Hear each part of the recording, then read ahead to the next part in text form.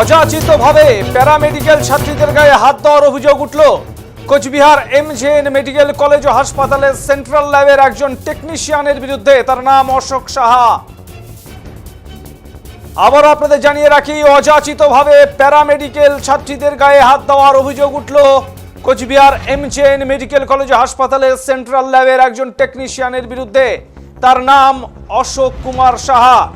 এই মেডিকেল কলেজের diploma in medical laboratory technology অর্থাৎ ডিএমএলটি বিভাগের প্রথম বর্ষের এক ছাত্রীর অভিযোগ, মাঝে মাঝেই তার হাত ধরে কথা বলতে চান এই টেকনিশিয়ান অশোক কুমার সাহা। তার এই আচরণের প্রতিবাদ জানালে তাকে চর পর্যন্ত মারেন তিনি। অন্যায়ভাবে তার এই চর মারার প্রতিবাদ করেন এই ছাত্রী, কিন্তু তাকে রীতিমতো হুমকি দেন এই টেকনিশিয়ান। তিনি হাসতে হাসতে বলেন যেখানে খুশি অভিযোগ জানাতে বলেন এই ছাত্রীকে। বৃহস্পতিবারও একইভাবে অযাচিতভাবে তাকে ডেকে নিয়ে গিয়ে তার হাত ধরার চেষ্টা করে এই টেকনিশিয়ান বলে অভিযোগ এই ছাত্রীর। শুধু তার সাথেই নয়, আরো বেশ কয়েকজনের সাথে এই আচরণ করেন এই টেকনিশিয়ান বলে অভিযোগ। বৃহস্পতিবার কলেজ এই মেডিকেল কলেজ হাসপাতালের অধ্যক্ষের কাছে লিখিত অভিযোগ জানান দুজন ছাত্রী।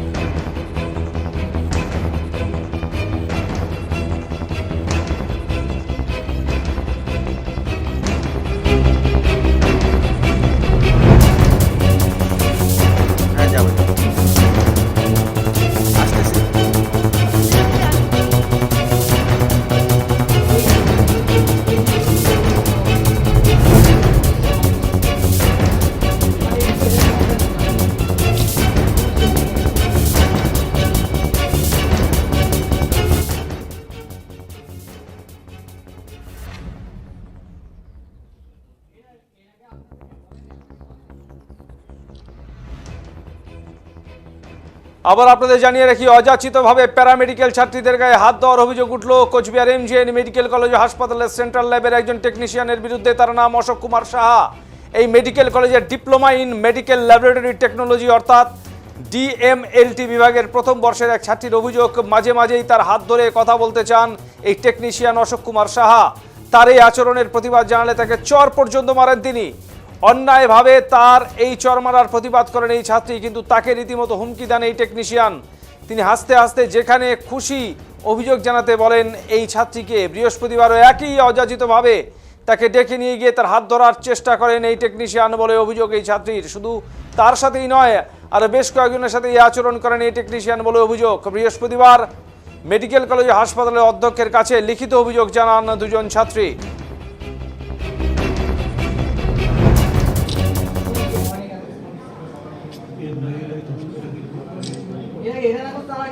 আমি হচ্ছিলাম ডিএমএলটি স্টুডেন্ট, ফার্স্ট ইয়ারের স্টুডেন্ট নাম।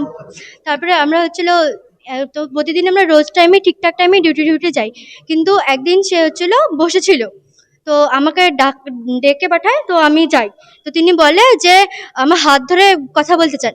তো আমি তখন বলি যে না, তুমি আমার হাত ধরে কেন কথা বলবে, এমনিও তো কথা বলা যায়।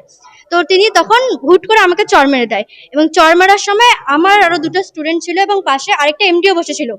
তো আমি তখন তাকে বলি যে তুমি আমাকে চড় মারলা কোন সাহসে, আমাকে তো তুমি চড় মারতে পারো না, এটা তো তোমার কোনো দায়িত্ব নেই যে তুমি আমাকে চড় মেরে দিবা। তো এই কথাটা বলার পরে তিনি আর হাসতে থাকে, যে আরো বলে তুই যা না, যেখানে যাবি যা, তুই কমপ্লেন করবি কর গে, আমি সব দেখে নেব। তারপরে আজকে আমি 4 নম্বর কাউন্টারে বসেছিলাম, সেখানে আমার আরেকটা ব্যাচমেটও বসেছিল। আমাকে এসে বলে যে তুই 1 মিনিটের জন্য এখানে শোন। আমি বলি কি বলার আছে এখানে বলো। তো না বলে যে না তুই এদিকে শোন। তারপরে আমি যাই, আমাদের যখন একটা সিঁড়ি আছে সেখানে উনি হাত ধরতে চায়। তো আমি বলি যে এখানে কেন মানে হাত ধরবে না, হাত না ধরে কথা বলো। তারপরে তিনি ফার্মেসির ভিতরে যায়, তো আমিও ফার্মেসির ভিতরে তার যাই। তো সেখানে তিনি আমার হাত ধরে কথা বলতে চায়। তো আমি হাতটা ধরার পরে হাতটা ছাড়িয়ে নিতে চাই, কিন্তু সে ছাড়াতে দেয় না। সে হাত ধরে জাস্ট মানে কোনো দরকারি কথা না, নর্মাল একটা কথা যেটা নাকি সবার সামনেও বলা যায়, সেই কথাটা তিনি ওখানে বলেছে। আর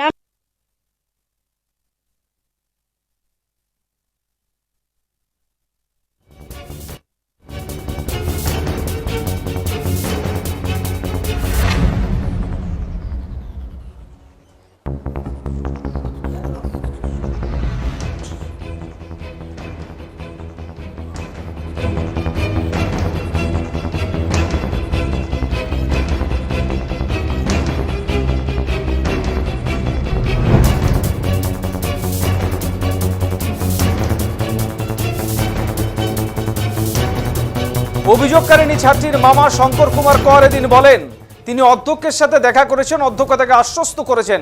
তিনি অভিযোগ করে বলেন, এর আগেও এই টেকনিশিয়ান অন্যান্যদের সাথেও এই দুর্ব্যবহার করেছেন। তিনি বলেন, বাইরে থেকে এখানে পড়তে আসে মেয়েরা, তাদের দাদুর সমান বয়সী একজন টেকনিশিয়ানই আচরণ করেছেন, তা কোনোভাবেই মেনে নেওয়া যায় না। তিনি বলেন, এর আগে মেডিকেল কলেজে একাধিক পড়ুয়া আত্মহত্যার পথ বেছে নিয়েছে। যদি এরকম চলতে থাকে তাহলে এরাও আত্মহত্যার পথ বেছে নিতে পারে। আসলে এই ধরনের মানসিক অত্যাচারের কারণে তারা আত্মহত্যার পথ বেছে নিতে বাধ্য হয় বলে এদিন আক্ষেপ করেন তিনি। এছাড়াও তিনি জানান, মেডিকেল কলেজের বাইরে এদের সুরক্ষার জন্য কোচবিহার মহিলা থানাতেও লিখিত অভিযোগ জানাবেন তারা।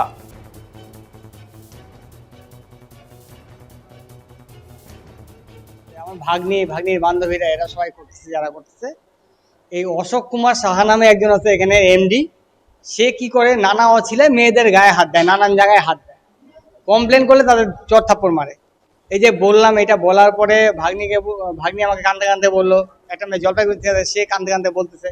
বলার পরে যখন এখানে আসলাম, আমাকে প্রিন্সিপাল স্যার ডাকলো, ডেকে বললো এরকম ব্যাপার। এর আগে প্রিন্সিপাল স্যারকে অনেক কমপ্লেন করছে অনেকে, কিন্তু কোনো স্টেপ নেয় নেই।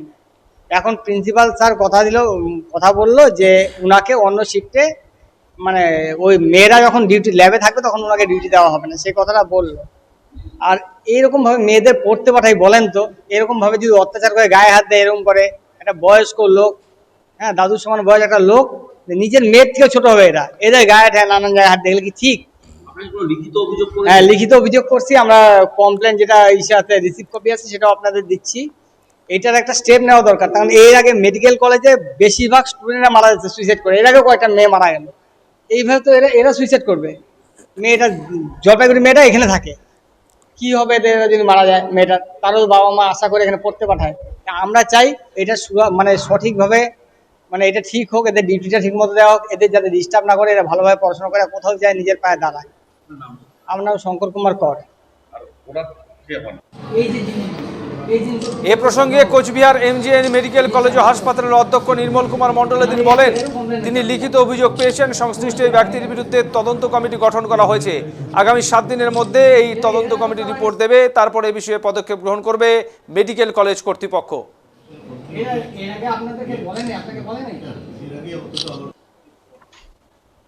দেখুন, আজকে সকালে আমার দুজন প্যারামেডিক্যাল কোর্স যারা করে, ডিএমএলটি কোর্স, দুটি মেয়ে, তারা লিখিত একটা অভিযোগ জমা দিয়েছে সেন্ট্রাল ল্যাবের একজন টেকনিশিয়ানের বিরুদ্ধে, যে তাদের গায়ে উনি নাকি হাত তুলেছে, মানে এরকম অভিযোগটা। তো এর আগে ওনার সম্পর্কে কিন্তু অভিযোগ ছিল, সেটা কিরকম, যে একটু মিসবিহেভিয়ার, রুড বিহেভিয়ার, এই অভিযোগ কিন্তু অন্য স্টাফেরা এর আগে করেছে। কিন্তু স্টুডেন্টরা, বিশেষত মেয়ে স্টুডেন্ট এবং গার্লস স্টুডেন্ট, তারা মানে অভিযোগ জানাচ্ছে, এটা আমার কাছে আসা নেই প্রথম নিশ্চয়। তো সঙ্গে সঙ্গে যেটা ওর আসার সঙ্গে সঙ্গে মানে এসছে, ধরুন একটু বেশিক্ষণ হয়নি, আপনারা খবর পেয়েছেন তার আগে একজন আপনার সাংবাদিক এসেছিল। তো দেন অ্যান্ড দেয়ার আমি কিন্তু একটা ওদের হেডকে ডেকে পাঠাই, মানে প্যাথোলজি হেডকে ডেকে পাঠাই, এবং নোডাল অফিসার যিনি প্যারামেডিক্যাল দেখেন তাকে ডেকে পাঠাই, এবং সেই সঙ্গে সঙ্গে একজন অ্যাসিস্ট্যান্ট প্রফেসর প্যাথোলজিস্ট ছিলেন, তাকেও ডেকে পাঠাই, এবং তাদের সঙ্গে আমি আলোচনা করি। এবং দেন যেটা করেছি, যে একটা কমিটি আমি তৈরি করেছি।